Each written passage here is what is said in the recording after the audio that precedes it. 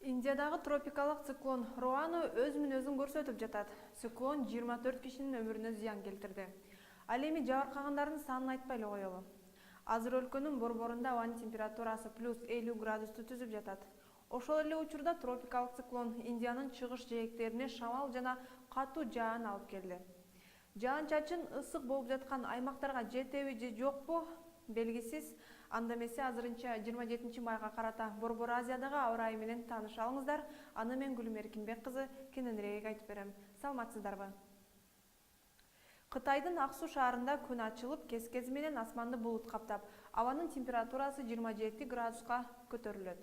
А Үрүмчүдө буга салыштырмалуу абанын температурасы 1 градус төмөн болуп жаан жаайт.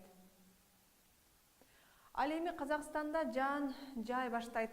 Астана шаарында жаан бир аз эле жааса, Алматада жаан өшөрүлүп жаашы ыктымал.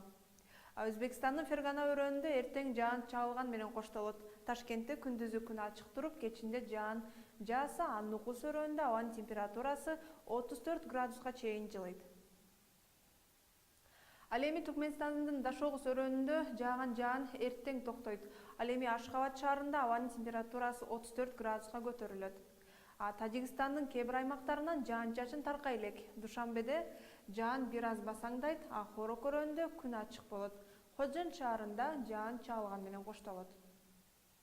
Ал эми Кыргызстанда 26-28 май күндөрү кээ бир райондордо өткүн өтүп, күн күңкүрөшү күтүлөт. Батыштан соккон шамалдын ылдамдыгы секундасына 4-9 метрге чейин жетет.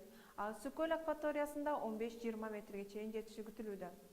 29-30 май күндөрү кээ бир райондордо жаан жаап, күн күңкүрөп, бийик тоолуу райондордо кар жаайт. Абанын температурасы дээрлик өзгөрбөйт. Сиздер Кыргызстан жана ага кошуна өлкөлөрдөгү аба ырайы менен тааныштыңыздар. 11 каналдан кайрадан көрүшкөнчө.